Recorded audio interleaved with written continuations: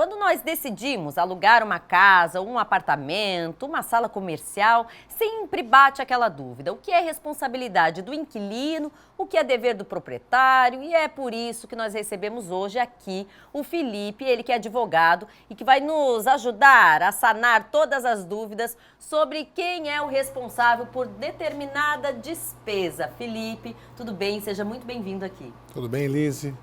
Então, conta pra gente, né? Além do inquilinato, ela gera algumas dúvidas realmente, porque ela é bastante extensa, houve algumas mudanças aí, e aí na hora do aluguel, às vezes a gente não lê direito o contrato, e aí depois, quando vai devolver o imóvel, surgem aquelas dúvidas.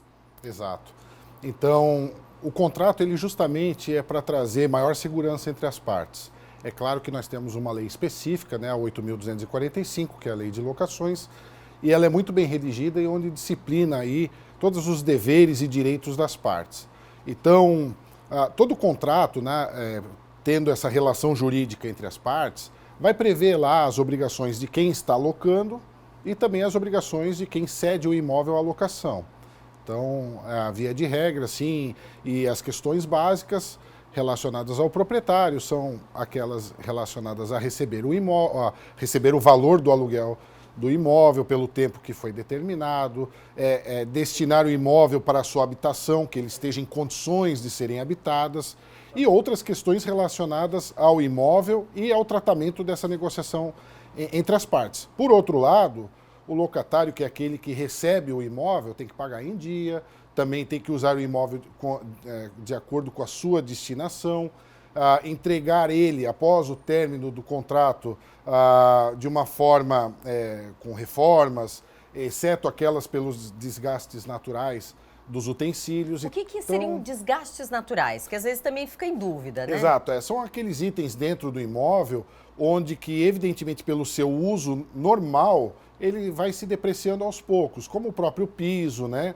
Como, por exemplo, a porta. Então, tem situações em que tem os elementos de cada tipo residencial, por exemplo, onde que eles, com o passar do tempo, evidentemente que vão se depreciando, vão perdendo um pouco daquela qualidade desde a entrega.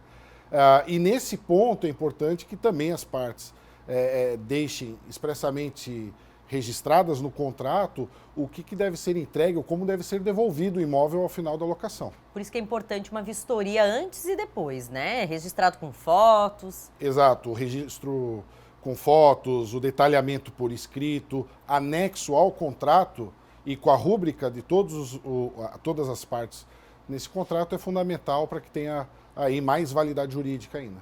Agora, das taxas, uma dúvida bastante constante é sobre o IPTU.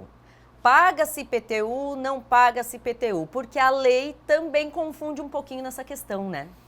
Via de regra, o IPTU ele recai sobre o imóvel e aí o proprietário tem essa obrigação, né? Mas é comumente que estabelece no contrato, junto com os encargos da locação, também o parcelamento do IPTU, né? Então, o locatário, comumente, além do aluguel, também tem que pagar, por exemplo, a cota do condomínio, a taxa condominial, e o IPTU geralmente também está atrelado. Que ficou lá no início do contrato. Se na hora que você assinou o contrato ficou estabelecido que você vai pagar o IPTU e você não reclamou ali quando assinou, depois vai ter que pagar, é isso? A não ser que haja uma alteração contratual da outra parte que concorde em mudar essa prerrogativa, né, essa questão.